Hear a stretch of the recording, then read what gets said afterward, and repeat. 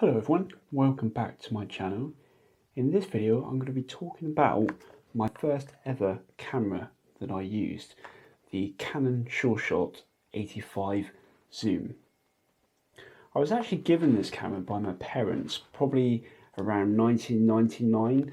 My memory is a little bit sketchy on how many times I used this camera, but I can't think it was more than about 3 or 4 times, probably up to about 2003, and that was it. It's probably been in a drawer ever since because digital was then starting to kick off, and I managed to get a really good bargain on an early digital camera, a 3.1 megapixel Kodak DX3700 in an amazing bargain at that time. Literally, it was a misprice, and I think loads of us bought it, and give Kodak their due, they did honour that price. I don't think it would ever happen now, so I think it was about probably a third of what you would normally pay for such a camera. But anyway, I bought the camera. It was digital, so I didn't have to get any film developed, and it was just a lot more convenient for me to use, even though the battery life was horrendous. So because of that, like I said, I've probably only used this about 3 or 4 times, and then it just has sat in a drawer ever since.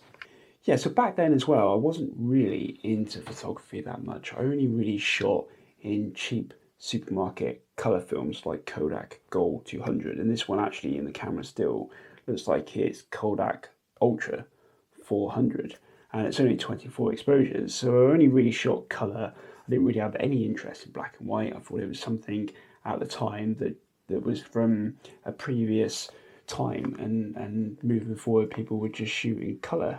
How little did I know back then. So yeah, my shots with the camera were predominantly just family moments and holiday snaps. There wasn't really anything to write home about in terms of the quality of the photography from my point of view. There wasn't really any kind of good what I would call portfolio shots now. They were just, but there are of a time when I was probably just getting into photography. Yeah, so anyway, I found the camera, and obviously if you've been following my channel, you'll know that I kind of got into film photography more in the last few years. So I thought I would revisit my first camera and give it a whirl. It'll be really interesting as well to compare this obviously with the other automatic point and shoot film camera that I've got, which is the Olympus AF-1 Mini here. And this one was released in 1995, whereas this one obviously was released in late 1998. And the one advantage of this camera is obviously it is a little bit lighter. This one with battery and film is about 270 grams, whereas this one is about 300 grams. So it definitely is a little bit lighter to use, but obviously it's a zoom lens, and I think as well it doesn't actually say what the aperture of the lens actually is. I might just check that. Yeah, there's nothing on the lens to tell you what it is, other than that the wide angle is 38 millimeters and then the max telephoto reach is 85 millimeters, whereas obviously on my AF-1 Mini it's a aperture of f3.5 35 millimeter fixed lens. So I'm guessing as well the aperture will change on this depending on whether you're at the wide or the telephoto end of the lens. And as I said, it's a fully automatic camera, and the only modes I probably going to be using is the flash off mode, and then there's a mode as well called RT, which is real-time release. So it doesn't, so the idea of that being that if you want to capture something with movement, it will instantaneously fire rather than have a slight delay while it works out other stuff.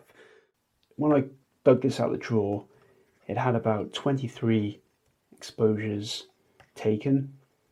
So what I did is I just took it out yesterday and just finished off the roll, because I obviously want to put another roll of film in the camera, and I'll file that film away, or just get it out now actually.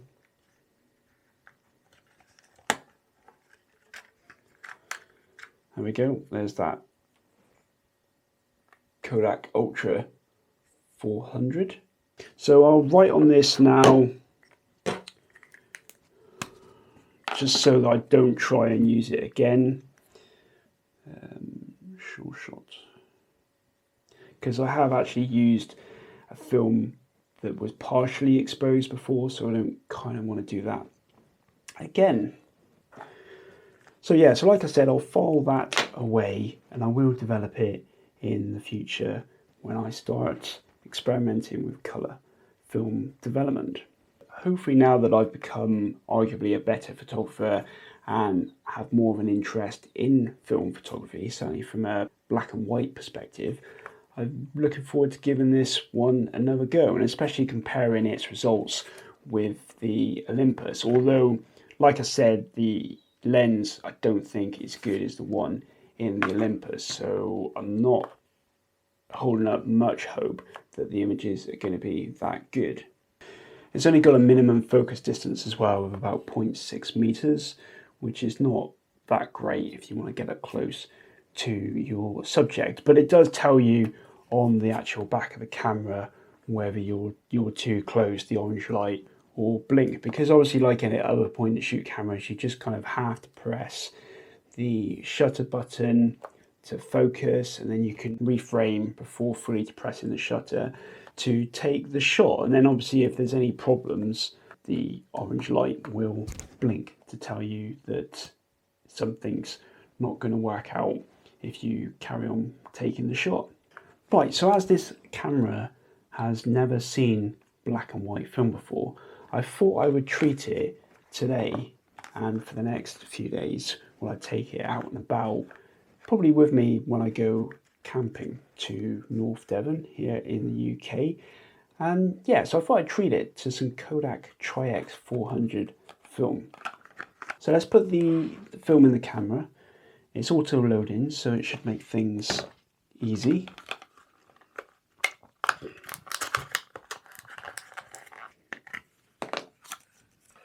Stick it in like so.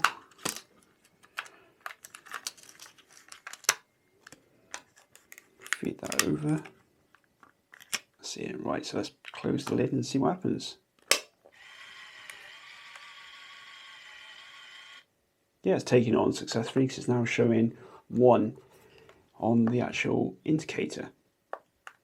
Yeah, so it's got a good indicator hopefully on the back. I'll just do it now. See, it's blinking now, so obviously it's not focused on something and doesn't think it's got enough light. So whereas that now, the green light, you could take a picture, but the camera is obviously indicating that maybe it thinks it's too dark to take an image. So hopefully that should be enough to get some reasonable exposures this time around with a better photographer head on my shoulders.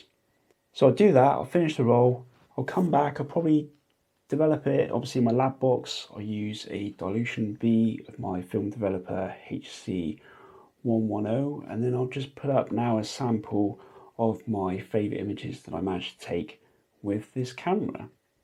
So as always, thanks for watching, bye for now.